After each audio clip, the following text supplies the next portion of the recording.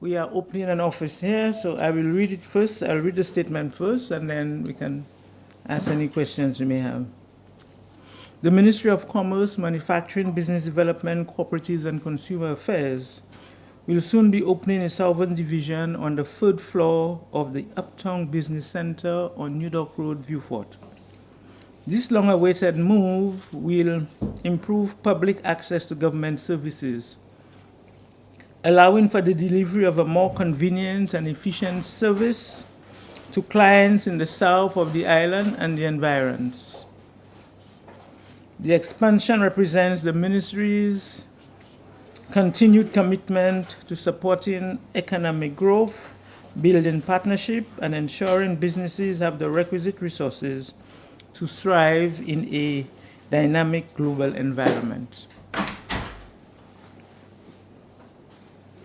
By creating a dedicated Southern Division, the ministry is advancing its responsiveness to the unique challenges faced by its clientele within the Southern region. Rest assured, small business owners and aspiring entrepreneurs will be afforded all of the business support and advisory services currently available at our Small Business Development Center in our main office. And those services include access to concessions, information and training opportunities, assistance with the development of business plans and online business registration, and advice on financial planning, accessing capital, marketing, and regulatory compliance. Support will also be provided to large businesses, including the certifying of forms and the issuing of licenses to facilitate the clearance of goods. Consumers in the South will have the opportunity to quickly lodge complaints and report any irregularities in the pricing and quality of goods sold on the domestic market. With an officer dedicated to the Southern region, the Consumer Affairs Department will now have the ability to more closely and regularly monitor price control items, while seamlessly conducting investigations in the Southern region. Clients may also obtain basic information regarding the function and operation of the Department of Cooperatives. And that is very important, especially to our fishers and to our farmers. The meeting room of the new facility may also be utilized by registered business owners to facilitate business-related interviews, presentations, consultations, and meetings. So I think this is a first for us. We understand that some of those small businesses do not have a boardroom. So as a government, we are providing them with the opportunity to have a space where they can come together, meet, and so on. As an added incentive, the new office includes a spacious rooftop terrace, ideal for the hosting of business outreach initiatives. This move is an indication that the complaints of the parliamentary representative and business community in the South have not fallen on deaf ears. We are thrilled to increase our accessibility. This ensures that our clients receive tailored, localized support and guidance, thereby strengthening our connection to them. Hopefully, this will provide sufficient impetus for the resuscitation of the Southern Business Association. The Southern Division of the Ministry of Commerce is expected to be open on Wednesday, 26 February 2025.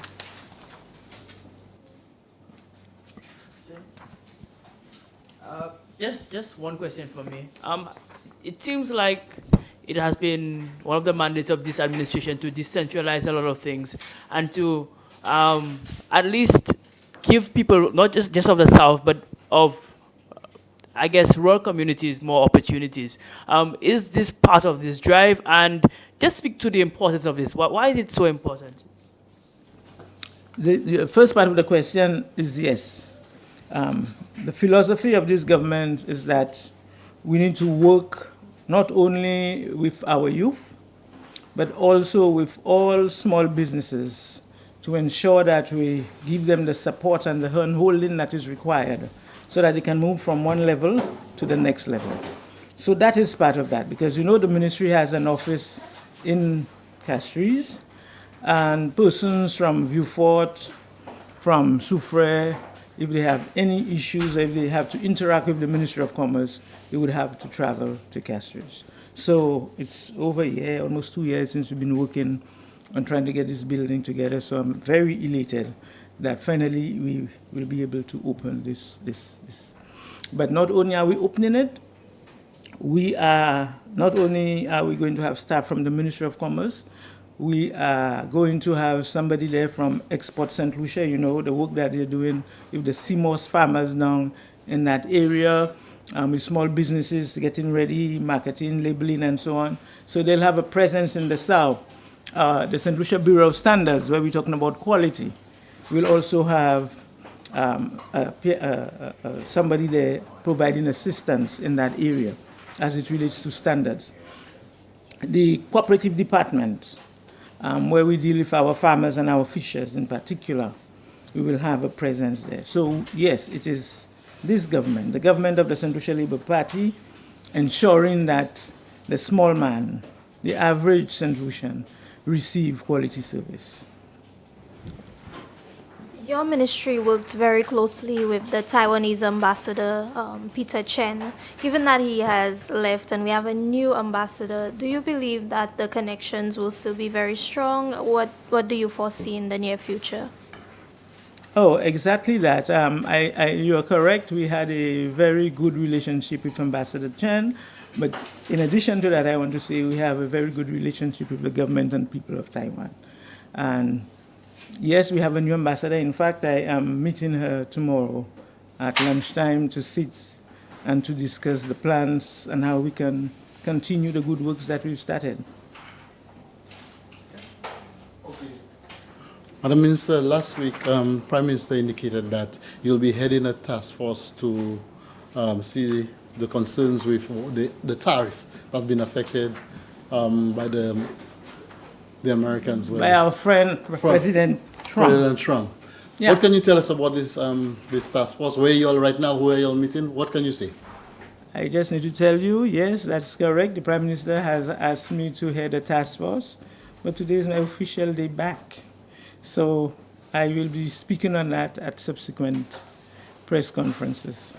Are you hoping to be inclusion of the private sector, public sector? Yeah. They are affected, so they will be part of the grouping to sit down and to see how we can put solutions to the problem. Yeah. How soon are you hoping to have a meeting and discuss it? As I said, today is my first official day back. We need to sit down, and when I leave here, we go to the cabinet, we'll agree on the members of the task force, and then we start our work.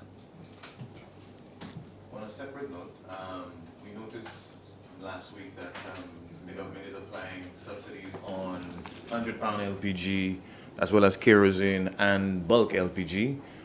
Who are these subsidies supposed to sort of protect or provide support to? And what do you make of a government deciding to expand the subsidy basket to include these additional petroleum products? Well, as you know, as our government, our mantra is putting the people first. And this is linked also to the first issue in terms of tariff. It's the government looking at the impact of inflation and seeing how best we can assist all of St. Lucia. It's not just the little man. As that the tariff basket is expanded, we'll continue, even for the issue of just basic bread or flour, everybody's impacted. When it comes to our LPG, 22 pounds, the average home is impacted. When you look at the other persons using our roads, so all of St. Lucia is impacted. Families, businesses, large and small. Those subsidies will be those temporary, or is that something for the foreseeable future? Well, I cannot say that it is temporary. As a government, we sit in cabinet, we see what is happening on the ground, and we make policy decisions. At the moment, we have taken these decisions. We are going to see what is happening on the ground, what is happening. A lot of what is happening is imported. The impact, the inflationary pressures, most of them are imported. We will continue. The comfort I need to give John Public is that as a government, we are continually watching what is happening, and with the data, when we get the data, we make decisions, always in the interest of the people. And in the interest of the people, there are some concerns that we have a shortage of white sugar. What can you just tell us this, or what's happening? Well, well, let me tell you what is happening to white sugar, brown sugar, and that is also linked to the whole issue of availability of shipment. The white sugar that we import, you might not know, but it is being used, a large percentage is being used by our manufacturers, the persons who manufacture goods and services. And because when the government imports white sugar, it imports it at a price that is a lot less than if individual manufacturers go and purchase or import themselves. Even when we give them an opportunity to import directly, they don't. They wait until the government imports it, because at that time the price is a lot lower because of the subsidies that we have. So when it comes in, most times the manufacturers takes it. And we need to ensure that that happens. We need to ensure that the factories and around us continue to run, because it's going to impact, if it is closed, it's going to impact the labor force.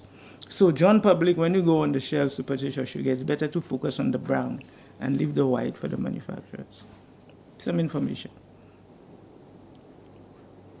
On a different note, the Regulatory Substance Authority? Yeah, RSA. RSA has a CEO and some staff. When or how soon will the board members be appointed? And what would the timeline be in terms of actually getting these substances commercially available in St. Lucia? Oh, okay. Yes, you are correct. The RSA is up and running. We've appointed the CEO, we've appointed the corporate secretary. We're just about preparing what you call promo materials, public information to the public. We have the draft cannabis bill. We have the draft cannabis bill that is now open for public discussion. Based on the feedback that we receive, then we determine whether we need 1 or 2 months in terms of public conversation before we go to the parliament. But it's the intention to make available commercially, or create the framework for commercial substances sales. That's the intention. Yes, that's the intention. But I'm saying we have to put the structures in place and the legislation in place. And that's the draft legislation is now available for public conversation. Yeah. Thank you. Any more questions? I need to say something about my roads. Oh, yeah. About Madema, when the drivers were putting pressure on me, everybody was putting pressure on me. Yeah, go ahead. So I'm back. The roads, we have a contractor, CIE, and I guess some of you would have seen some of the coverage. So I'm very pleased with the progress so far. And again, that is the government of St. Lucia, and we have a St. Lucian company presenting quality work. So we need to say thanks to that. And I need to thank the drivers and the patience that they have. We're doing the Fosheshak Road now. Later on, we will see how best we address the others. So that is that. Last week, we had 4 ships in the Soufre Harbor. You all had that story somewhere? Yes, it was there somewhere. Yeah, It when was there Minister, somewhere. you talk about the roads in Soufre, but what about the main road, the southern road, where there's a lot of complaints from the... You mean the road from The West Coast Road, yes. Yes, so you have Namalco. I drove on it today. I could see, I was out for about a week and a half. I believe the challenge that you have now would be the rain. That's what would be the technical challenge now in terms of. But I know it's an area that we definitely would like to see. So we need to pray for some sun so that part of the road, because it's not the easiest drive at the moment. So let's admit that, but we need to also recognize that the weather has some impact on it. The minibus drivers' patients are running thin on the road. So Well, what they need assurance can we they give need to just pray a little more for some sun. Yeah, instead of complaining, just pray a little more. And, if all of us pray, then the Lord will hear us. So we need some sunshine. Super residents seeing these vessels in the numbers. Well, you saw the comments. Some persons say they've been in the industry for over 40 years and have never seen it before. And that's why I always say we have to be thankful. Sometimes the issue is we need a lot of patience. And sometimes I know our citizens sometimes are not patient, but I always put that together, that we have a government that recognize what we have to do to boost this economy. At the moment, tourism is the main driver, and I want to thank the Minister for Tourism and his team.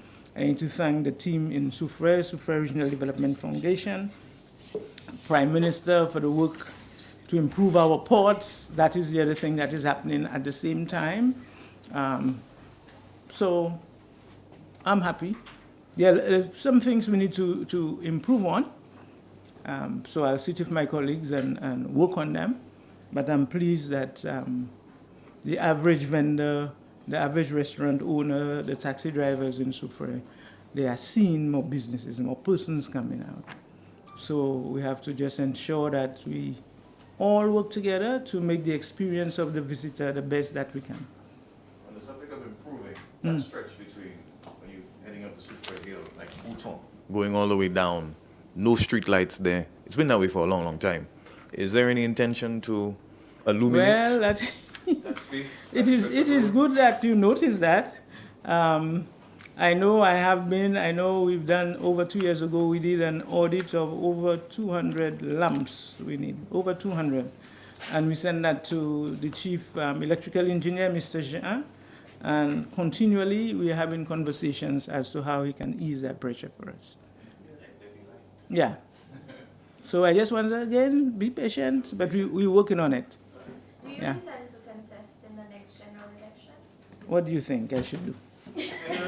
What do you think I should do? I see your red frame, so Yes. interesting. Communication. Yes, I've got a red frame. I'm ready. I'm ready. You're ready. Yes. All right, thank you. You're most welcome. Good morning. Okay. I just want to start off by saying that there are certain situations that we should try our utmost best, government or opposition, not to politicize. And I speak on matters of healthcare, speak on matters of crime. And I think everyone in this room would remember that the ordeal that I would have gone through in 2021.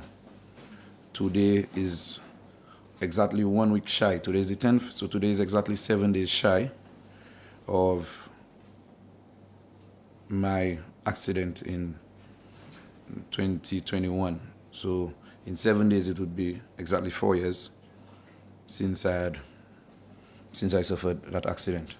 And truth be told, I understand that in politics people may want to fire a chip shot here and there. But you can only understand and appreciate what I would have gone through if you go through it yourself. And my family to date have to live with this ordeal. I have to live with it every day. And I thank God for being able to give me the strength to muster through every day, get up and go and do what I have to do, irrespective of the restrictions to my mobility in certain instances. And I'm hoping that today is the last day that I will have to speak about this, especially in a public setting. I'm hoping that today is indeed the last day. But I felt it was important that I address some of the things that have been floating in the air. First, and I will run you through the sequence of events so that everybody can get an appreciation. When we would remember that we were in the period where there was COVID. And when I left, when I had my accident on Wednesday the 17th of February 2021, I was transported to the St. Jude's Hospital, and within an hour or so, I was transferred to the Tapio Hospital. From Tapio Hospital, spent 4 days, and on the 22nd, the Independence Day, a private ambulance took me from Tapio Hospital to VG, and then an ambulance took me from VG to La Martin in Martinique, where I left the hospital in Martinique on the 10th of March, to be exact. And about a month later, I returned home. I stayed in Martinique for well over a month. I was treated there, and I came back home somewhere in April, towards the end of April. During that time, when I got to Tapio, I have with me a receipt from Tapio to the tune of in excess of $70,000, and that expense was covered by my insurance, my personal insurance, Nagico insurance, and I made my co-payment. The ambulance that transported me from Tapio to VG, I have with me a receipt where Jeremiah Norbert would have paid for that ambulance. The air ambulance that took me from St. Lucia to Martinique, the fee was, I think, €5,400, or equivalent about a little over 17,000 Eastern Caribbean dollars. My insurance again settled that bill along with my co-payment. In Martinique, my bill was in excess of €23,000, just a little over 92,000 Eastern Caribbean dollars. That bill as well was settled in part by my insurance, and to date, I can tell you that I, Jeremiah, is still paying part of that bill.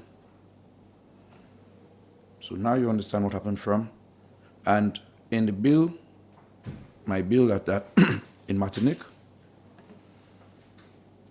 nowhere on the bill did I see minus 10,000 or minus any amount because somebody else made a payment. No. I got the bill in full. It's here. The insurance would have settled it if you want to have a look at it. I have no issue in making you see what it is. And the balance was left for me to settle in my personal capacity. Thereafter, my prosthetic I'd have to get, I'd still have to do it through personal means. So I tell you that to tell you that my accident had placed not only emotional trauma, but also took a toll on me financially in terms of some of the expenses that I had to bear and I had to meet because of this accident. And the government of St. Lucia at the time would have to do anything that they would have, what they did was what they would have to do for any ordinary citizen of St. Lucia, which is who, during a period where there was COVID, so ensure that the protocols were met so that I could have left St. Lucia to go to Martinique. These are the facts that I have in this matter. And as I said, I really don't want to have to address this matter again, because it's a personal matter for me and my family. And I have children, and these are the things I tell people that you have to be mindful of. And when these things go about in the air and your children ask you, because the conversation out there is, it was not said in direct terms, but we would have facilitated Jeremiah, and we made a helicopter available for him. And to make it seem that when I made a statement to say that I did not receive any assistance, especially financially, through the then government, to make it seem like I was saying something that was untrue, is the furthest from the truth. And I said whilst I was in Martinique, because they went further to say I spent a few months in Martinique, and whilst I was in Martinique, as if to imply that I was being, he didn't say directly, but if you look at the way the statement was made, it was made in a way to suggest that I spent a few months in Martinique and that my stay was facilitated by the then government. And truth be told, I don't know that this government currently or any government prior knows how I facilitated my medical bills. And as I would have told you today, I can admit to you that I'm still making payments towards part of my bill in Martinique. So to make it appear or to make it seem that I would have received some sort of assistance, especially when they speak about the helicopter. This thing says, I think, IWIA, Hassan Ambulance Castries for Defense, 5,400 euro. Yeah? So that is the FF for the. And then you'd see here, says Nagico, Jeremiah Norbert, it gives everything. Emergency service, emergency ambulance, $17,694.50 paid by my insurance, my personal insurance at the time. So these, as it relates to any other thing in this particular matter, in terms of me getting any sort of, and I think my emphasis was on me receiving any sort of assistance at the time. But as I said, we have chosen to play political football with a situation that had nothing to do with me in the first place. And if you remember the genesis of this thing came from, this was first said at a town hall meeting in Bellevue on, I think 2 Sundays ago, yeah, and then repeated via talk show, called a talk show, and it was repeated and said more or less, reiterating the fact that I received some assistance from the government. And as I said, if I received any assistance, is what they would do for every other person in terms of ensuring, because of the COVID protocols at the time, that you would have been given permission to be able to leave St. Lucia and to go to Martinique. That is, from what I know and from what I have before me, that is as far. And I would say, I don't know if a commitment to pay means that you pay. So, because I can promise everybody in this room here, I am going to give you something. That doesn't necessarily mean that I gave you anything. So we have to be very, very mindful with what any of us can commit to anything, as to what do we do after we make the commitments, whether we fulfill these commitments, that is us. But from my own recollection, I would have given you the sequence of events that happened from point A to point B and to my return to St. Lucia, and the expenses that I would have incurred over the time, and how these expenses were settled, so you can get a better appreciation for what would have happened and why I made the particular statement that I made. Okay, so if you can then say that the government, or at the time, may have facilitated your transfer, as you said, I guess allowing the open space for them to fly over, right? Not financially, in other words, in maintain your air ambulance and everything like that. But that's the help. If any help was given, at least would have been that. Yeah, and that is what the government would be mandated to do for any ordinary citizen at the time.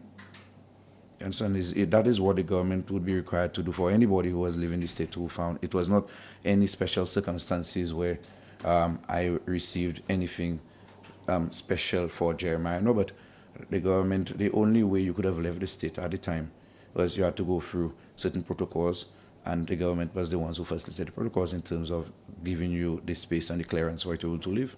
So can you confirm the conversation through those messages that you've sent, the text messages between, supposedly between the current PM and the former PM, and that can you confirm whether they are true or not?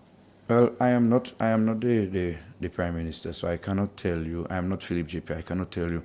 All I can tell you is if indeed the conversation, if indeed there is any sort of truth to the conversation between the two individuals at the time, there is nothing wrong in the Prime Minister, and if you have a private conversation, there is nothing wrong in any of them having conversations about what assistance could have been given to me, but is what followed the conversation. And it also speaks volumes about us being so careful, because if that is the route that we are going to take to what we call to leak out a conversation to deal with something, and the truth is, and I've said to you all again, what was the sequence of events in terms of how everything was financed and how my expenses were settled. Most of it was done through my personal insurance. But if that is the case, and I think I made it very clear on at the town hall meeting on Tuesday last week, where I said that even in my capacity as parliamentary representative, at the cabinet meeting we sit and we get requests every Monday for persons who require some sort of medical assistance and who may not be able to meet the cost of the medical assistance, and we approve the assistance to them.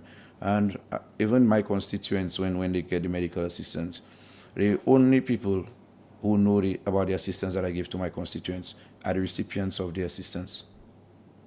And that is because I value the dignity of the men and women whom I represent. I value it. So under no circumstance, not now, not 10 years later, not 50 years later, will I come back and reproach somebody, even if I help them in truth, will I come back and reproach anybody or repeat to other people that I would have given anybody any sort of assistance, especially medically, understanding that the reason the person came to you in the first place is because probably at the time they were unable to meet the cost. And we provide assistance every day to individuals, and you would never know who the recipients are. The way you know is sometimes when you pass, they say, "Minister, thank you so much for the help you give me." Nobody knows what they speak about. And then you say, "You're welcome," and you carry on smartly. On his talk show, the Minister for Housing made some comment that some might see as insensitive about Dominic Fede, alluding to the possibility that he has certain disabilities, whether it be dwarfism, he said, and, well, I think he said autism as well. As a Minister for Persons with Disabilities, any comment on that? Okay, so first I will tell you, I did not hear the comments, and so I cannot speak about the veracity of what it is that you're saying. However, I've always taken up a position where I denounce any kind of fun making about disability, and disability is a very sensitive issue. So it doesn't matter who it is, including myself. I take full responsibility for the things that I say and the things that I do. And no way, no day will I ever promote or agree with any individual, no matter who the person is. I'm not even going to think of who made the comment. It doesn't matter if it is the Honorable Prime Minister. It doesn't matter if it's the leader of, it doesn't matter who it is. It's just that the position is that we never ridicule any individual, especially if we believe they have a disability. And we never even try to use disability terminology to make a mockery of absolutely anybody in this country. This has been my position, the position of my ministry. I stand by it. And if anybody makes such a comment, I think they should be able to come and say, now, there are some comments that we just don't make and we have to denounce it, and that is my position on that matter. Beautiful. I'm also aware that there was some case involving, I hate to bring it up again, but involving the accident. You could correct me if I'm wrong. I was told that the motorcycle was unlicensed, that type of thing. Is that true at all? And just shed some light on that. So that's a matter that was before the court, has been dealt with before the courts, and anything in light of that situation, there's an extract of judgment that anybody has access to. So that is public knowledge as to what has happened. Some of these things, I think, so if you just dig just a little deeper, you realize that you sitting here have access to everything that would have happened. So anybody can go and they would know exactly what transpired. Okay, so Minister, last week Prime Minister Philip J. indicated that you will be heading a special task force in relation to the deportees and everything. What can you tell us about it and where you are with that right now? Okay, so the announcement was made last week. Prime Minister would have given certain instructions to me as the Minister for Home Affairs and Crime Prevention. What we started doing is started bringing in some individuals to see how we can prepare the terms of reference. So we would have individuals more or less mapping out who do we need to serve on the task force. So we figure that we need the Department of External Affairs, we would need the social agencies, we need the police and immigration. So we just put in the team together. Hopefully, sometime during the course of this week, we're able to have our first meeting to see how we can come up with the terms of reference for the particular task force. And probably after that, I'll be able to shed a little more light with you as to how we progress in terms of the matters that we have to deal with. He did indicate that they had about 8 people down for deportee that was in the pipeline already. Where is that, and do you know the status of those people? No, I'm not in a position to be able to give you a proper update as to the status of these individuals today. And how soon are you hoping to meet your committee? And Yeah, well, I would have said to you a few minutes ago that the idea is so sometime during the course of towards the end of this week, we can bring everybody together and start to drop the terms of reference for the task force. Thank you. All right. Thank you. Yeah.